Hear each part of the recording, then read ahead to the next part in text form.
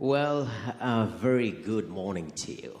We are right here at the KICC, Kenyatta International Convention Center, for the Higher Education Career Fair. It is a very timely discussion for the young people of this particular country. 9 out of 10 unemployed people in this particular country are between the age of 19 and 35. That is quite alarming. So it forces us to go back to the training stages. That is the higher education space, even high school, even primary school. It trickles down that way. Are we preparing our young people in learning institutions to be able to transition well into the working world, be it their own self-employment or working for somebody or a particular company? And right now, we are going to have an awesome discussion with my very informed and well-balanced panelists. On my immediate right, we have Dr. KICC, who is the Director General, TVET Authority. Then next to him, we have Douglas Owino, who is an author and is very young and is writing. So he's written a book on how to win and retain scholarships. Quite informative there. Next to him, we have Joy Kaguri from Standard Group HR. Pleasure to have you, madam. And then next to Joy, we have Mr. Wilson Mwangi from Utalii College. Well branded, we can see it even in your shirt. Always advertise your brand. So does Joy. Amazing, amazing. And last we have Professor Njenga Mnene, who is the Vice Chancellor, Zitek University. So that will be my panelists. Gentlemen, lady, welcome. The first question is, we can't discuss about higher learning without discussing the previous stage. That is the high school stage. Just looking by statistics, performances in the 2019 KCSE, we saw close to 627 A's. D minuses were ranking 150-something thousand. Quite a disparity there. Some people argue that is how our education system is. But throwing off this, an open question. Are we preparing our young children in high school to transition well into the higher learning space? Starting with you, Dr. Lagat. Okay, thank you, Noah. I think the most important thing is that education system is supposed to prepare one for getting into a career eventually. And that career is something that is going to help this person as an individual to fulfill personal ambition and needs as a career person. And also at the same time, that career must be geared towards what is it that the country is looking at in terms of the economic activities of that country. So it should actually be able to address both as an individual fulfillment in developing a career and also to serve the needs of the society in terms of the skills that we require. Okay, Douglas, you're an author. You went through high school, then went to a higher learning institution. Do you think in the high school stage, before you transitioned into higher learning institution, you're well prepared to maximally utilize that space of higher learning? Thank you, Noah.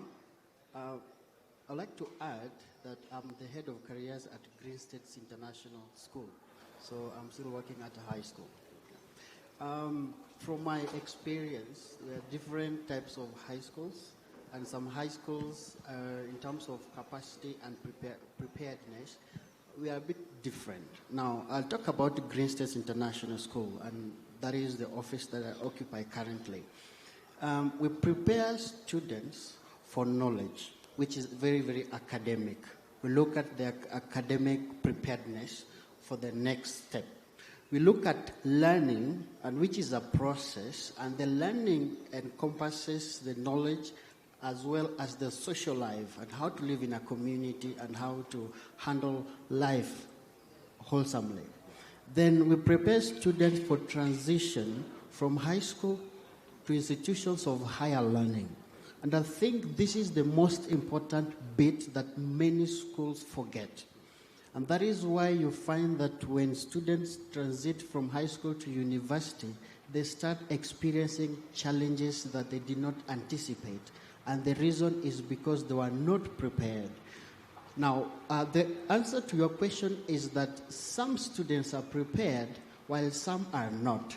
The question is, are high schools preparing their students?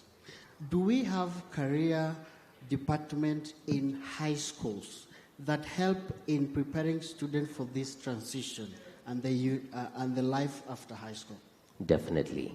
A very pertinent question. We shall be coming back to that. But Madam Joy Kaguri, you deal with people in human resource, and oftentimes you hire, you look at the papers, you look at the grades, the performance. Is there a correlation from high school, because this is the formative stage, into campus and now into workplace? This high school bit and this transitional bit, is it very key in somebody prospering in their career? Okay, now thank you, Noah. That's a very good question. I would like to say that when you're in high school, as my colleagues have said, it's going to depend. First, it's going to depend on the initiative of the student and also on the career opportunities, career counseling that has been offered in the schools. So that when the students proceed to the university, some are aware of what they want to do, others are not aware of what they want to do, and they just do a course because they have been called to do that course. But others are very clear. I've been called for this course, but I want to do this course. I'll pursue this course. The ones who are able to do it as a first degree, they know what they want. So once they finish school, they can start pursuing professional papers. So as for HR, when I'm looking at potential candidates that I'd like to hire, from as a first degree, I'm going to take it as a basic degree. Then when you start now like progressing on your professional or showing interest in terms of progressing on your professional, like let's assume like a finance, you start now maybe start doing like CPA, then that already gives me an indication that you want to align to the CPA. So when we give you an opportunity at the workplace in terms of internship, that will also give the person a very good opportunity to decide, yes, this is what I want to do as my career. Because sometimes they come to the workplace, it's not academic. So like what I'm learning and what is on the ground is a little bit different. I want to change my career. So when they're young, I think it's a good thing they're able to change. When it comes to in terms of employment, we always say hire for attitude, train for the skill. Because what you say, a lot of what you do in school is quite academic, but what you're going to learn on the job training comes very handy in terms of building a complete employee. Wow. Yeah. Hire for attitude, then you can train the skills later on. Yeah. Mr. Mwangi, you come from the culinary world. Utali is known for culinary, right? And we look at our high schools. Often people that take that route, it's purely passion. Yeah, majority of them, a number of them. I know some high schools do offer fine arts courses, cooking and whatnot, but it's not that widespread. But even in college level, you've worked with these children who are coming in. Their high school preparedness, is it relevant with the times? Is it changing with the times? I've listened to my colleagues talking about the preparedness from high school in transition to college or university life, and I beg to differ a lot with them because I've been working with the students for the last about 20 years, and I've come across the students when they come very green in the college, and they don't know what this is all about. It becomes a shock. If I can give an example of my young son who's just joined university, he's just left from 4, joined university, and the first thing he's being shocked about is that you're only going to class 4 times, 5 times in a week. And in school, remember they were in school from Monday to Friday, 8 to 5. Has the high school prepared them that when you go to university, you'll have so much freedom? And that's why we are having problems with our children, in that when they go to the university or in college, they start getting so much freedom that they don't know what to do with their freedom. if the schools could tell them that he said that they are going to school for high school is for academics, and they concentrate so much on that, and the life skills are not being taught. That is something that should be introduced to our high schools, so by the time they are going to university, they know that they are going to meet a completely different way of teaching. That's what I think. Definitely a valid point. There should be a wholesome development, not just the academic bit of it, but try develop these kids so that they are all-rounded. Yes. Professor, you are a vice chancellor. When we speak about a vice chancellor, we see, if a building is 16 floors, you're seated on the 16th floor. And maybe these children are on the first floor or ground floor. But I'm pretty sure you relate to your students to the bottom line. The issue is this transition from high school. Yeah? ZTech University will welcome everyone that is qualified. The question is, that high school bit, does it matter? Let me say one or two things. I'm fortunate that I'm a member of Board of Governors in 2 high schools. And I've been a board member for many years. And I want to say this, that there are very, very varied ways in which schools are run. Some schools prepare their children very well for career. They are all-rounded. Other schools do not prepare their children well to be rounded. Also remember that in this country, there is also a big variation in terms of what you call high schools. Some are something you cannot describe as schools, others are extremely, they're actually elite schools. So the kind of exposure that the Kenyan youth is getting in this country is very valid. And therefore to say that some children are not prepared is not true. Some may be prepared, others are not prepared. And one of the things I probably, as a nation, we should try and find is how do we make uniformity or at least create standards that allow all children to be well exposed. I think that's something that we need to struggle with. If you take countries like Japan or take countries like Finland, you find that there is a tendency of uniformity in terms of the kind of exposure children get in high school. And that translates very well when they transition to universities. To me, that is probably the most challenging thing. Yesterday, if you check yesterday's paper or the day before yesterday, there was a school which was being shown in a county, which I will not mention because I don't want to hurt the people there, where the staff room is actually under straps of trees, and that's where the principal is and the staff room. Now, in that kind of scenario, how do you explain that that is a school where another person is studying in an elite school in Nairobi? Are they really in the same league? Are they playing the same league? A place has power, another place has no power. In a place there are classrooms, other places there are no classrooms. So really, to me, the most pressing issue is that first, can we ensure that we have the right infrastructure? Because the teachers are trained in the same colleges. Two, once we have the proper infrastructure, then we lay a common base for all Kenyan children. I think that to me is a critical thing. Definitely. Standardization, yes. So that there is some level of, fair play. Yeah. That is a very good point, Prof. There's this gap as you transition to college, because you've done your KICC, you are done, there are a few months in between. Some people do go for college, some training. If you're planning to pursue finance, you can take CPA during that particular season.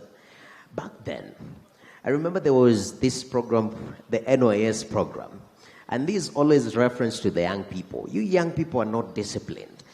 As we went for NYS, we will polish our shoes, they will shine. You today, look at how you look. It's always a reference point. And I'm asking that gap, Dr. Kipkiroi, that gap before you join a higher learning institution, should the likes of NYS be brought back? Or how can students maximally utilize that space before they join college?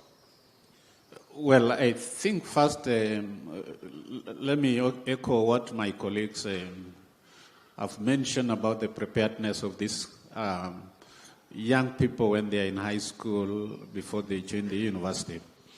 As much as we could be having disparities in terms of the standards and infrastructure, but I think the nature of education system in a country is actually the responsibility of the government. And when you look at the reforms that have happened in the last few years, both in terms of the general education and higher education, there's been a concerted effort to make sure that we really address an education system that responds to the need of the society of the 21st century. And one of the things that I've done is to establish institutions that will be focused in helping these students to understand, to discover their careers, and be able to prepare themselves towards that. And one of the institutions is the Kenya Universities and Colleges Placement, Central Placement Service, that has been working very closely with many high schools, building capacity of their career teachers. They have developed career booklets, say that currently, at least when you are in high school, you have an idea of what you are likely to get when you go out of high school. And that, again, I think should not only be left to the institutions. It is something that we need to take care of it as a society. Because when you talk of these people coming out of school and sometimes they seem not to be responsible in even doing the very simple things that a society will expect them to do, I think probably it is also a societal issue that we need to reflect as a whole, but not as an education system. The main thing is looking at it in terms of developing a holistic person who is not only diligent in knowledge and academic, but to be able to respond to the social environment and do the right thing that a human being is expected. And I think that should be the responsibility of all of us. Indeed. Yeah. Douglas, yeah, you know, you're relatively young. Maybe you keep fit, so, you know, you look young. You know, looks can deceive. But there is always that comparison, the one I noted before. There's this general notion that younger people these days compared to the people who were born in the 70s, 60s, 90s, they're less disciplined. There's a difference in ethos and approach. You are a young person. Do you think times are changing? And maybe these educational institutions, higher learning institutions, should change with the times. Are they changing with the times and, you know, specializing with the needs of the current young folks? It's true that times have changed, and one of the things that have changed is the environment. Now, the current generation has more exposure to what the environment provides, and I'm talking about the media, I'm talking about so many things. You can access whatever you want, where you are. And this influences the outcome of what the students turn out to be. Now, talking about the gap between the high school and the higher institution of learning, it depends. There are students who, by the time they are finishing high school, they already have conditional offer in universities. And I'm talking about local or international universities. They already have an offer, meaning that as soon as the results are out, they are able to join the university. That means that the gap, the period, that gap is very small. Now, on the other side, there are students who have a very longer period in terms of joining institution of higher learning, and it could be because of the system, or it could be because they have not figured out what they want to do. Now, this gap is very, very dangerous. Now, to control this gap, there are different players, and I'm talking about the family. What is the role of family in terms of monitoring or molding or providing support within this period? what is the role of media and how do we control what information the students get from the media? There are so many students who enroll into internships or some kind of way of employment, and that keeps them busy and they get experience. And I think that it's the role of all of us, including the government. Yeah? In the event that a student is not able to join a university or waiting for university enrollment, then there are pre-university courses that they can enroll into. And some of the courses are complementing what they are going to study. For example, if I want to study finance, I can start doing my CPA or ACCA. So by the time I'm enrolling to university, I already I'm at a particular stage. So this is the period that it requires input from all the players, so to speak. And you've mentioned the players. Ms. Kaguri, you are in HR. I don't know whether you've ever experienced a very ambitious student who's just fresh from high school, and he comes to your office, or she comes to your office and say, you know what, I want to pursue media, and I think Standard Group is the right place. I've not joined campus. Can you give me an opportunity? Have you experienced that? No, that's a very good question. Yes, we have experienced that. We have very, very ambitious young ladies and men out there who really know what they want, or they want to experience and maybe find their footing in terms of finding, is this what I want to really do? But maybe one of the challenges that we normally have is that when they think of media, they only think of anchoring in terms of, I want to be seen on TV. And that, for me, like, they want to be like Noah. You know, I see Noah on TV and I want to be Noah. They don't look like, they are not aware that there are very many facets in media, because we have the technical, we have the STOs, we have the studio maintenance, we have the reporters, we have the anchors, we have production. So it's a whole big scenario. So we do get some of those requests, but we find it easier when we go through the schools in terms of partnering with them, and they are able to bring the children maybe 2 weeks and give them an experience across all the departments, so they can have a feeling of what it is to be in a media house. So if they decide to pursue maybe career in journalism, they have got a small exposure of what it is. So I think it's a good thing, and I admire those young men. And when we have this kind of, we have these opportunities where we have partnered with the different institutions, we bring them along so that we can have a big team and they can be able to get that exposure and actually decide, this is, I think, is what I'm going to pursue in terms of a diploma in KMMC. It doesn't have to be a degree, a diploma from the Kenya Institute of Mass Communication. Or they decide, well, maybe what I thought it was, it's not, so I'll pursue something else. So I think it's a good thing that they are that ambitious. I like ambitious young people. Definitely, and we have a lot of them here. So that is a challenge. If you want to be in the media right after this panel discussion, grab Mrs. Kaguri and speak to her. You never know, yeah? And say, I'll do anything. Then if you want to become an anchor, join the system, then rise the rank. Sometimes you're encouraged to do that. Professor, you are in a higher learning institution. And I interact with some of my friends.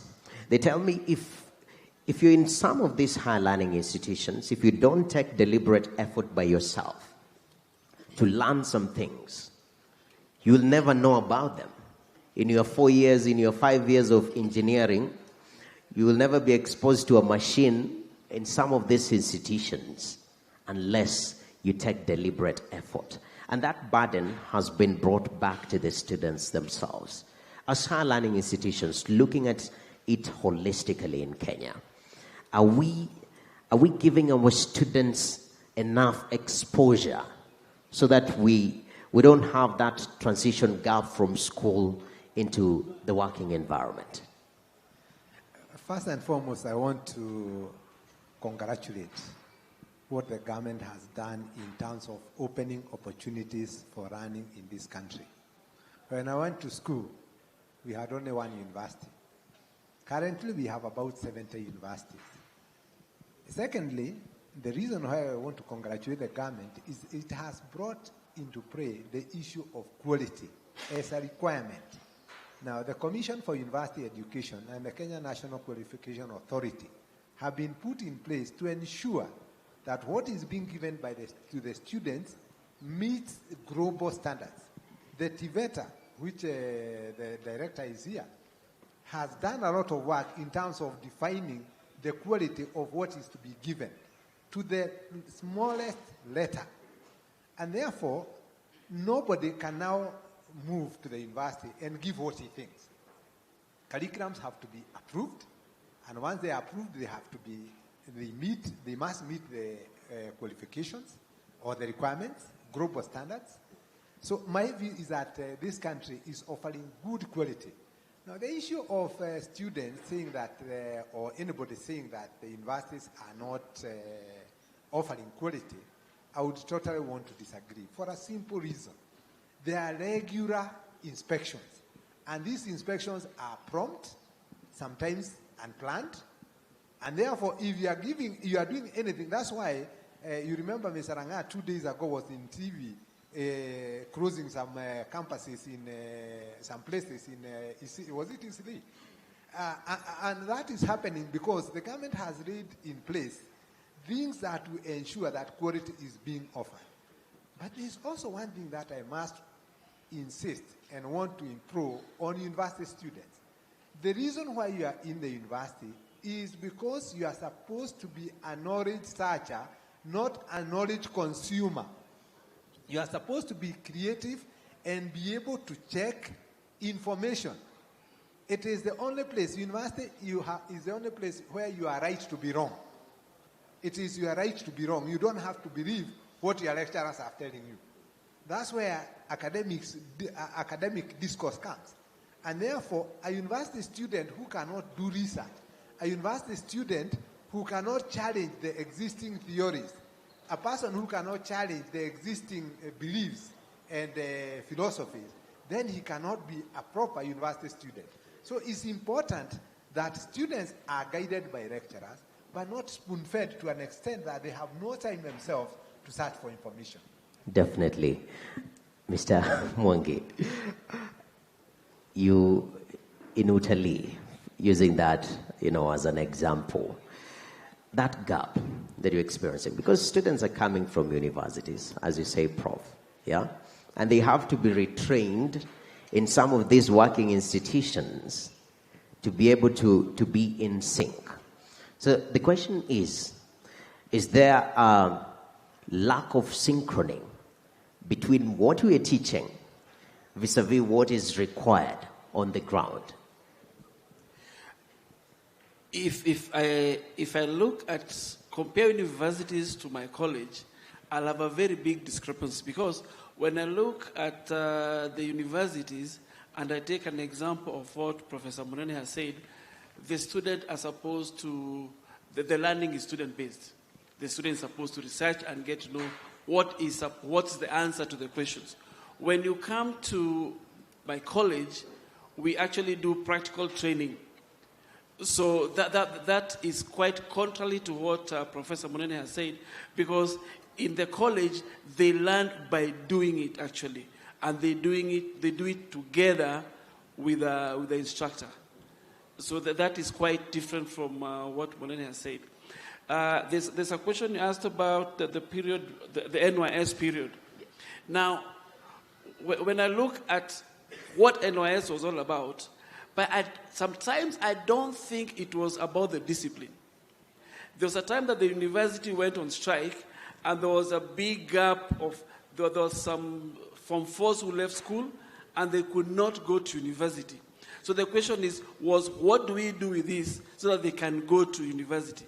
It was thought that they should go to NYS so that we can catch up with the people who had been left behind the university. It was not so much about the discipline. Because today, the expectation, like Douglas said, is the parents should cover up, because the student leaves from 4, he has got 6 months to stay at home. What are they going to do about it? What will the parents should now step in and educate the child on the discipline that is required when you are going to go to school. Because NYS is not going to be reintroduced again. I don't know whether the government is thinking of introducing something like that. So how are we going to step in to cover that period of time that the Form 4 leaver has not gone to university? How are we going to make them busy? I like what Madam Joy has said, that she's ready to take somebody straight from school to do some orientation. How many farms are ready to have somebody just volunteering to come and work? It is not happening in the industries. Yeah. But I think the fundamental thing here, and this is what has come out clearly, what inspired these young people to really start focusing on career. And you have seen at least quite a number of them know exactly what they want to do. If you remember when the minister is releasing results, either for KCP or KCSC, most of those who have done well, when you interview them, they really know what they want to do. But you ask yourself, what inspired these people to really focus on that? To some extent, if there are opportunities which are available currently in the market. Because again, you don't want sometimes to get into something that you are not very sure whether you are going to get into a career after all. And this is the reason why we need to link the education and training system to match with the market demands. And that calls for those of us who are in charge of defining what education and training system of our country should speak into. And two critical fundamentals which guide that. One is the quality, which you have asked. And if you see what government has done in terms of infrastructure, in terms of equipment, in terms of building the capacity of the human resource, this is to speak to the issue of the quality. And the second one is on the relevancy. That means we allow the market to inform what goes on in education and training, so that you don't produce people who, after they finish the training, they have nothing to do or they have nowhere to go. Bearing in mind, education and training is a very big investment that we must be able and guarantee the return on that investment. Definitely. Yeah. May I comment on an issue that was raised in terms of the practical exposure of students? Yes. I think it's important to appreciate a few things. One, that universities train people at two levels. There's a theoretical aspect and there's a practical aspect. And it all depends on the kind of course you are doing. For example, when we offer hospitality, which is a course we offer, children or students have to get practical exposure in hospitality. If it is engineering, they have to be exposed in engineering. But to get the practical experience of what happens in the industry, the universities work very closely with the industry. So the students get attached and they have industry exposure. And one of the things I would want to appeal to the people who are in the industry in this country is to ensure that they open their establishments for students to have practical exposure. Some of the industries are very accommodative and they do accept students for internships and attachments. Some other industries say they don't want to see students. I think it is not building this country if you cannot allow students to your industry to learn. After all, if they learn, they can only be better human resource for this country. So it's a very strong appeal I would want to make for employers that if you are requested for attachment by universities or colleges, that you give students opportunity to learn in their industry. Definitely. And you want briefly, please? Just to add on that, and this is the tragedy of this country. A student looks for internship, denied the opportunity, and when the students graduate, he's asked for 3 years working experience. And you wonder now why you're asking for experience and you couldn't even give me the simplest opportunity that you can give a student. Now, back to the topic of careers, I think it would have been great if we understand what is it that makes a perfect career for a student. Because sometimes students are confused. They really don't know what they want to do. Sometimes they just want to do what they like. Now, there are 4 things that you look at when students come to my office. Number 1 is what is it that you enjoy doing, that you can do in your lifetime? Number 2, are you good at it?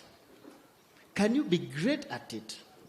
Then number 4, does the industry or does the country need that skill that you have? And lastly, are people willing to pay for it? If you can answer these 4 questions, then that is your perfect career. Thank you. Wow. Wow. I wish I asked myself those questions many years ago.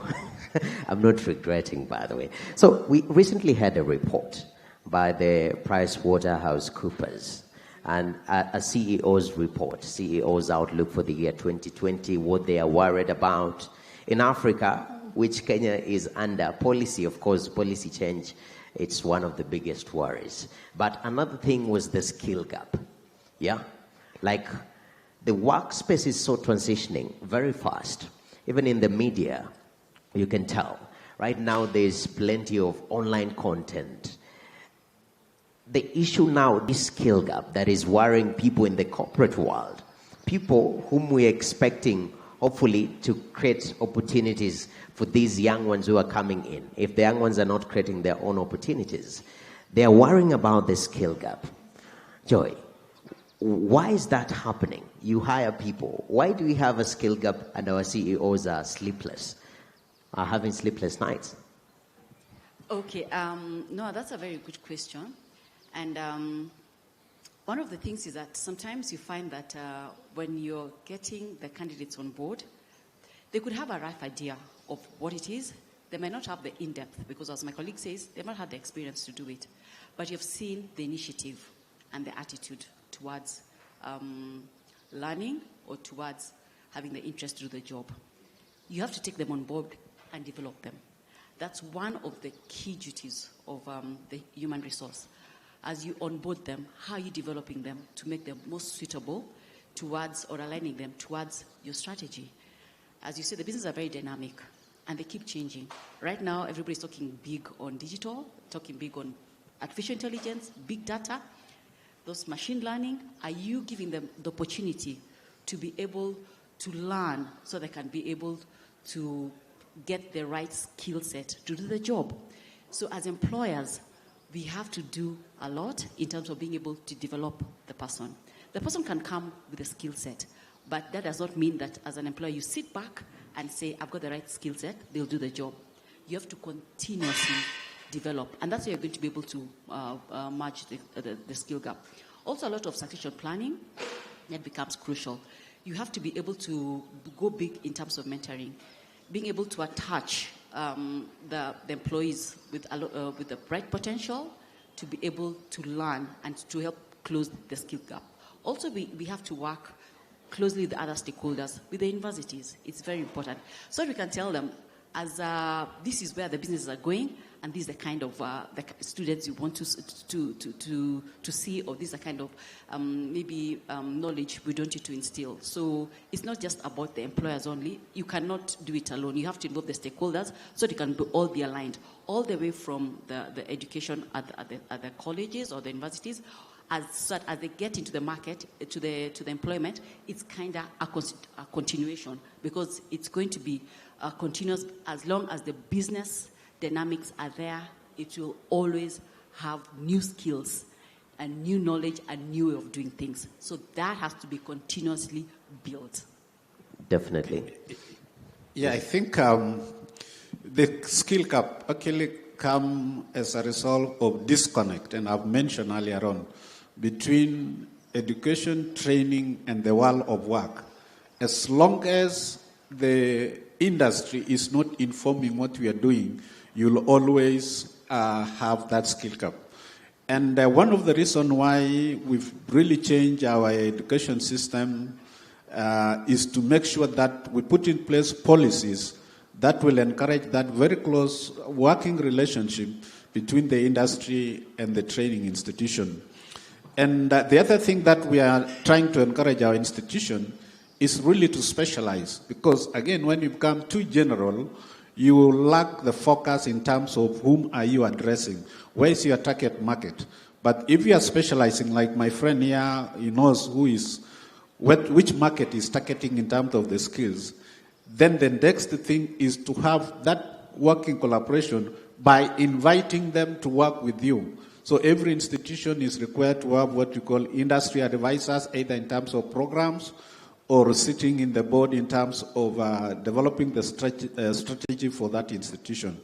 And if you look back, even in history, most of these developed cities and big towns all over the world came up as a result of an institution of higher learning existing there, where that institution impacted on the society and changed the way of things in that society. And this is what we still, and probably I want to speak to what Professor Munene said, that as much as you want the industry to come and support the student in terms of attachment, we also want to see institutions impacting the industry by supporting them, generating new ideas, helping them to do the business better, so that coexistent and good working relationship inform what happens both in the industry and the institution.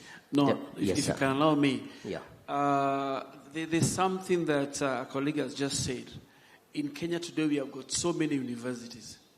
Why are there so many universities coming up in Kenya, private government universities?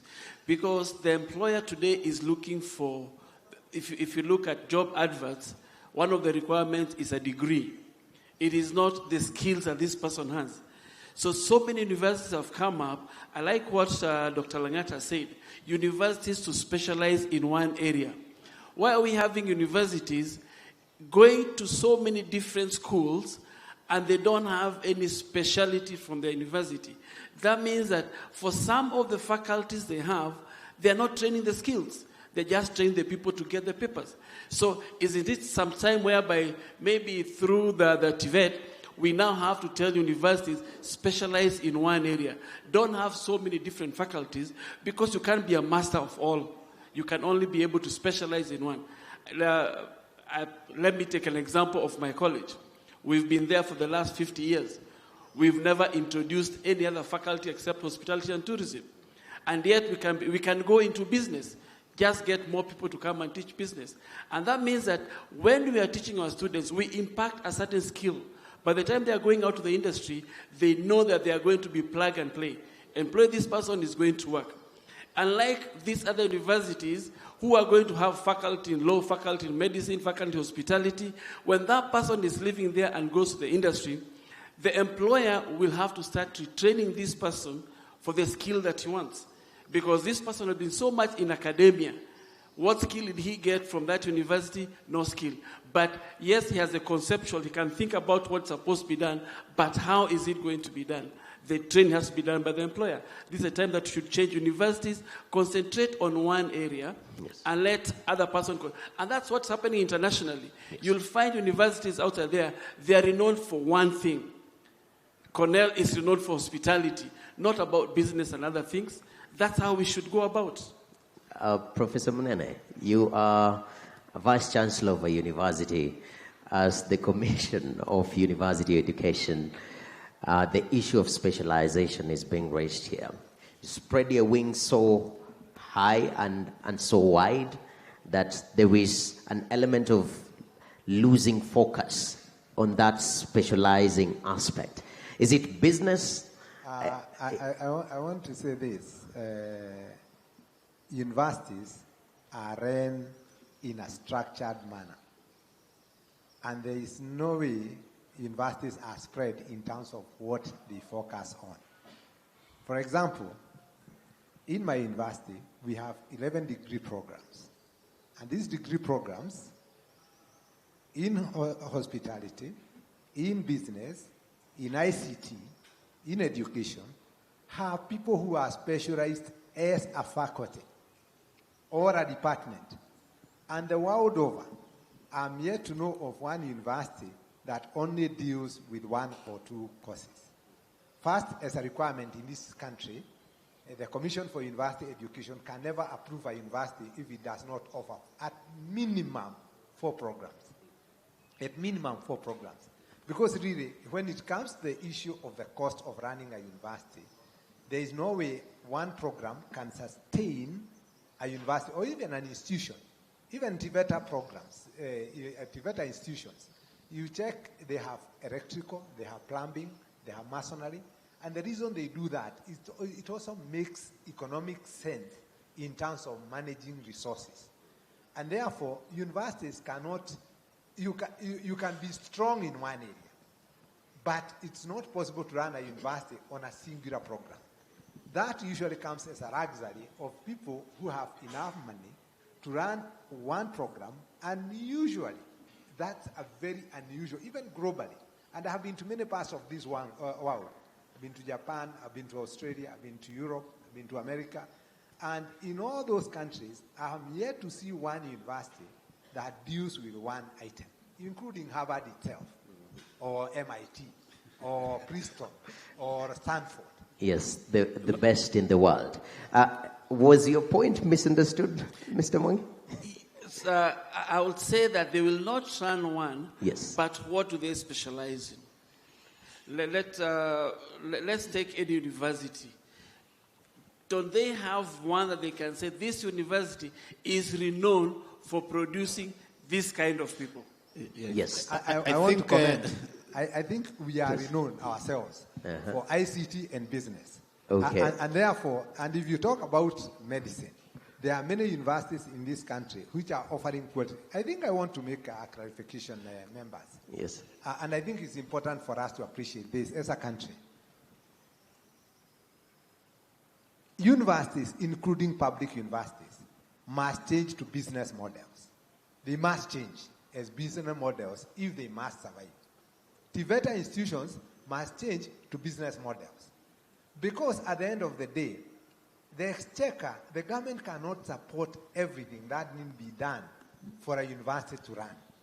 And therefore, every institution must make economic sense. Remember, an institution like Utali has been run from the exchequer for a very long time because it's under the Ministry of Tourism, I hope, unless it has changed. It used to be a parastatal. And therefore, if you check, its ability to be good in hospitality has mainly been backed by resources that have come from the government. Now, if you do that for most of the other institutions, you realize that very many universities right now are suffering financially. It has been in the papers. And therefore, my view is that every enterprise must be run as an economic unit. And there is no way one unit, one course can run an economic, because also, remember, what is the demand like? Take a university like Nairobi, where I have worked for very many years. It gives a wide range of courses, architecture, medicine, engineering, and that does not make the University of Nairobi poor simply because it's offering many courses. ZTech offers many courses. That does not make it a bad course. The only thing we must ask ourselves, at the point of operation, do we have the right staff to give the material and the information that is required? Are the universities capitalized enough with the required equipment in order for them to offer the courses? I think that's the most critical thing. Okay. I think just briefly, sir. Okay. Your point briefly. I think the discussion that we are having, it's actually going to link into what we are discussing about careers. The reason why I was saying they need to specialize, probably not in terms of program, but addressing probably a sector need.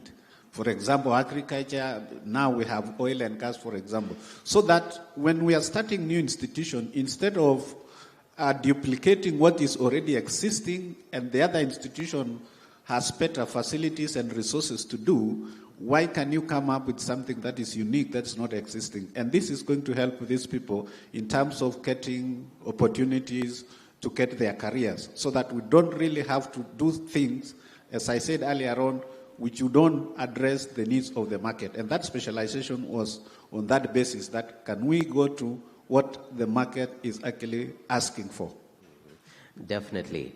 Wow, that is quite an interesting discussion in terms of, running learning institutions, imparting knowledge and skills, vis-a-vis running them as a business. Yeah, it's a very tricky balance. We've seen some universities introduce new courses over time, and you look at the equipment of those courses, how well they are prepared for that.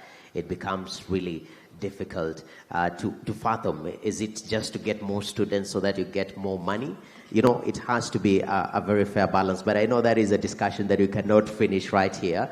Right now, we want to welcome the question and answer session. I don't know whether we have a microphone going around.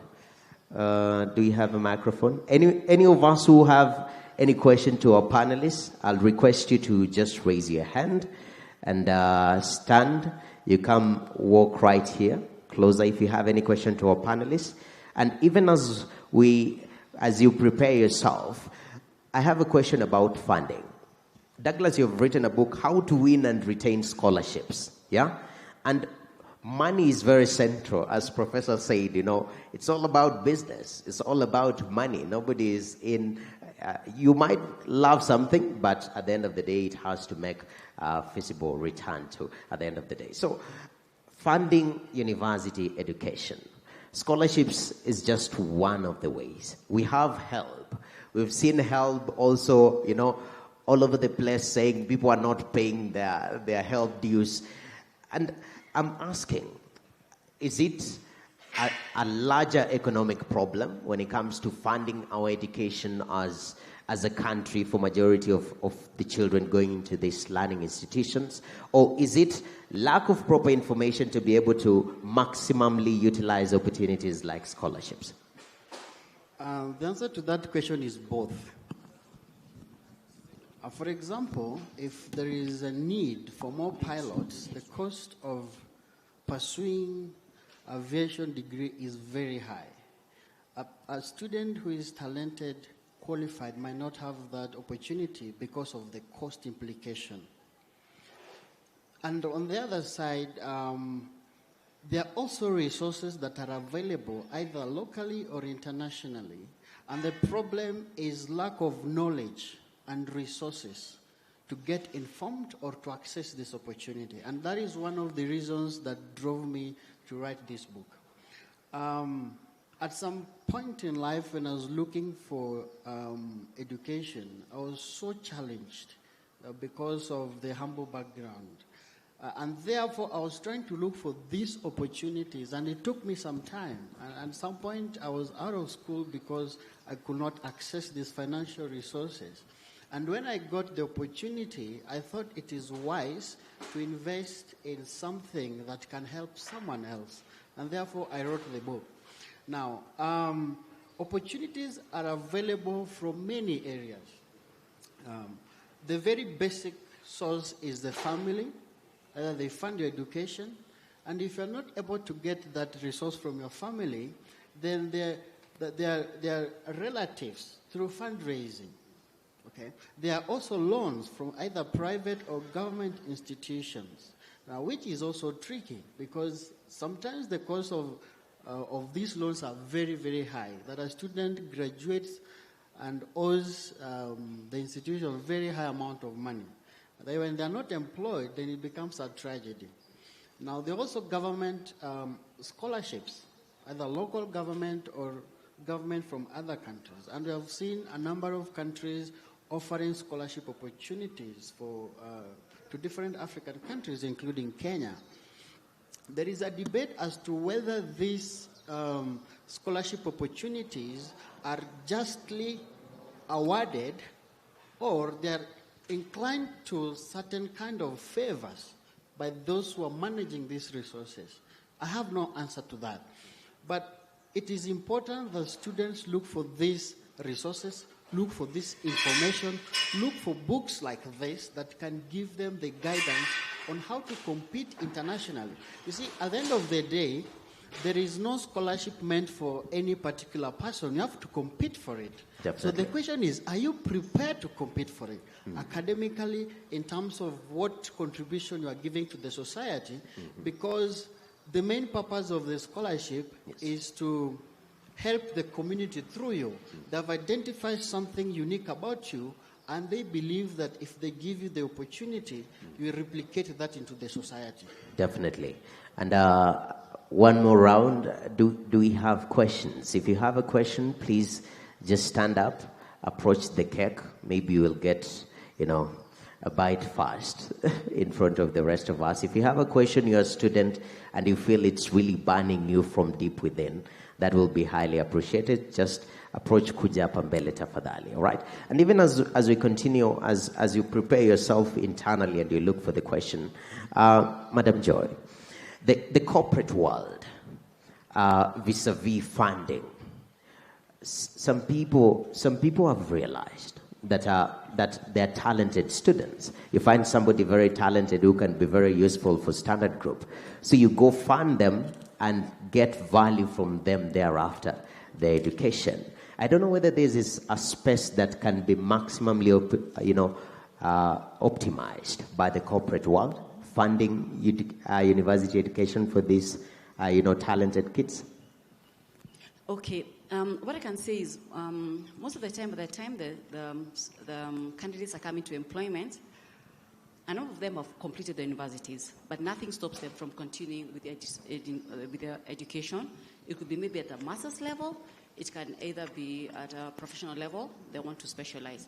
So in terms of funding, I don't know if you're looking at it in terms of being able to give them an opportunity so they can be able to maybe take a loan or take some money and be able to go for education. But also what we do is we do give what you call sabbatical leaves, and also we do look for, we partner with organizations whereby you're able to get opportunities where we're able to take our talent and they're able to learn and they're able to come and impact that knowledge back in the organization so they can be able to share that knowledge among the other employees. So we do that because we do believe that developing people for the job is very important, because you need the right skill and the right knowledge and the right learning so that you can be able to give the very best in terms of maximizing the potentiality that you have. So in terms of supporting anything that can be able to grow an individual who we feel has the potential, we definitely will do that. And also for the rest of the staff, we do have a lot of development, which can be on the job. It doesn't have to be as in physical funding, whereby I have to take you out of the organization. We do believe that you have a lot of skill sets and a variety of knowledge in the organization. And that is also a way of funding. It might be indirect in that you're able to have the very experienced one with a lot of knowledge being able to impact it to other people, because there are very many ways of getting knowledge or growing talent. Because you do have people who have a lot of talent, but sometimes you need more exposure or more mentorship so that you can be able to grow in that talent. Because talent is very visible. Because what you have is just natural abilities, which is outside what an average person can be able to do. So it's easily seen and it can easily be developed. That is something we do look at. All right. Can I comment on that? Yes. I think I want to say two things. First and foremost, I note there was the issue of mention of the different ways funding is done. And that is true. But we have also noted something very interesting, that there are many students who want to go to the university and they are told to apply for help money and they don't want to apply. And sometimes you find they are dropping out of school, not because the money is not available, but because they don't want to take loans. And in that case, they lose opportunity of building themselves simply because they don't want to have any commitment in terms of contributing to their own education, which in many parts of the world people do. People educate themselves. But I want to also make an observation about this country, that we need probably to borrow quite a bit from what Equity has done in terms of sponsoring students, needy students, for higher education.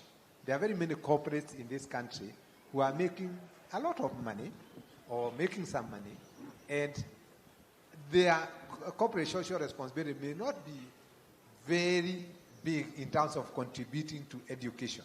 Yes. So I feel very, very strongly that the Kenyan corporate need to contribute a little more, especially supporting those people who have no capacity to support themselves through school. Yes. And we have seen that happen in quite a number of situations where some corporates are actually supporting kids through universities and through high schools, and that way they are given an opportunity to lead and become useful members of society. Definitely. True, there is a lot of room of engagement from the corporate sector to impact education, funding especially being central. We have a student right here. I'd ask you to just, say your name and shoot your question, please. Good morning, ladies and gentlemen. My name is Shalom Naya. I'm from Talanta Institute. And my question is coming from a comment that was made by several panelists. Like Professor Langat made a comment when he was beginning, and he said that the education system is supposed to empower an individual to serve both individual needs and the needs of the society. And the gentleman from Utalii College, Mr. Wilson, said something about values. Now my question is, how are our institutions of higher learning preparing university and college students and inculcating values in these students so that they can be able to serve individual needs and the needs of the society? We've had cases of students in university who are actually hacking system and doing all this manner of things that we have seen on our news. So how are the institutions of higher learning intentionally inculcating values in the students? Thank you. Okay. Institutions of higher learning, the TVETA authority, Dr. Kiplagat, starting with you. Yes, true that education system actually is supposed to develop a holistic human being, both in terms of the requisites, skills and competencies, and also what we normally call the soft skills or the employability skills. And what we've done is in the new system of education, right from, you have seen the CPC in basic education, we're also doing the competency-based in higher education, is to instill both that hard skill or the technical skills and the soft skills. And of course, part of this, as I mentioned, is practically informed by what is going on in our society, because much of these things of values and the rest are societal. So we are addressing ourselves as a nation and saying that we need, as much as the education system is developing this person, we also need to develop the kind of citizens that we want as a country. Definitely, Mr. Wilson. From my industry, we always talk about we are an industry of ladies and gentlemen. From the time that our students come into the college to the day that they're graduating, we ensure that we talk about the attitude that is required of them as they go out to the industry to work with the customers who will come to the industry, who come to our hotels. But interestingly, we had a very interesting conversation with Professor Munene, and we were talking exactly about that. How do we ensure that by the time the students leave the university or the college, they have the right values? And I think it's something I wanted Professor Munene to talk about because he was talking about CTEC. Yeah, Professor Munene, briefly. I think one of the things that we have taken as a university is impacting positive values to our students. We have a mandatory training on entrepreneurship for all students. 2, the Dean of Students ensures that students are involved a lot in extracurricular activities, clubs, sports, and also directly we go for straight counseling so that we counsel the students to ensure that at no time are there gaps in terms of what they are learning and what they should be expected in society. We are very strict on the issue of students not attending classes or even lecturers not attending classes, so that at the end of the day, we are creating an ecosystem where all of us are able to do what we are supposed to do to become an efficient and an effective university. And I want to say this. Lecturers and teachers have a big impact on how the students come out as citizens. If we become irresponsible as lecturers, if we become irresponsible as teachers, then we become the bad role models for the kids. And therefore, what we are trying to do in ZTech is ensure that our lecturers, ourselves as administrators, and everybody becomes a role model to every student who comes in. And when they get out, they have values. And let me assure you, one of the companies took our students for internship. And they have been getting students for internship from other places. They say that they specifically be taking only ZTech students because of what they saw. So it is just a question of a value system. You create a value system in the students, and that value system is translated in the workplace and even in our own personal lives. Wow. A value system. Basically, from the culmination of this conversation, even as we close up, I'll give us an opportunity each to briefly give a closing remark. But the point is intentionality. We don't wait for the system to work. We work the system out and straighten it out in wherever spaces we are. Be it in high school, we start from there, streamline things there, so that as the students transition to colleges and universities, there we also hold them as they enter and work with them intentionally, so that by the time they reach our HR office and they're being given a contract, they are well equipped to deliver, and there we have a prosperous nation. So starting from that end, Mr. Wilson, closing remarks briefly on the future of higher learning in Kenya. From the earlier remarks that I had made about the secondary education, as the students are graduating to go to colleges, I would advise that a syllabus or a unit be introduced in secondary schools that is going to prepare the students as they transit from secondary to any higher education learning, so that by the time they go out, they know what to expect in colleges. I like the idea of introducing career guidance in secondary schools, so that this student already knows that this is the kind of thing I want to do, not just because I've got an A, I want to go do medicine, and yet my interest is not there. Can there be somebody in secondary schools to guide these students on what they'll do when they go to colleges? Some of these students will take them to universities, but that's not where their interest is. The student would like to go into practical training straight from Form 4, and then the issue of degrees can come later on. Can the system be put in place so that by the time you're graduating, you're transitioning from Form 4, you already have an idea? I like the issue that Dr. Langata talked about, curriculum-based training, whereby when competency-based training. By the time you're leaving Form 4, you already have some competencies that when you go to a higher learning, you're just going to fine-tune them before you get a job. Definitely. Yeah. Wow. Thank you very much, Mr. Wilson. Wangi. Prof, briefly, closing remarks. I think I want to make two comments. The first one is on the issue of the National Youth Service training. I'm still a very strong believer that every high school student should be able to attend the National Youth Service.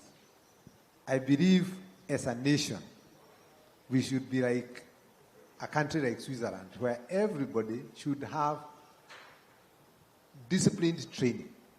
I think that will help us as a country. Secondly, I want to improve on all of us, the industry, the training institutions. Let each one of us play our role. I think sometimes when we say that parents are going to impact in terms of the future of the students, we forget that sometimes the parents themselves are illiterate. So they don't have the exposure the teachers have or the people in charge of institutions.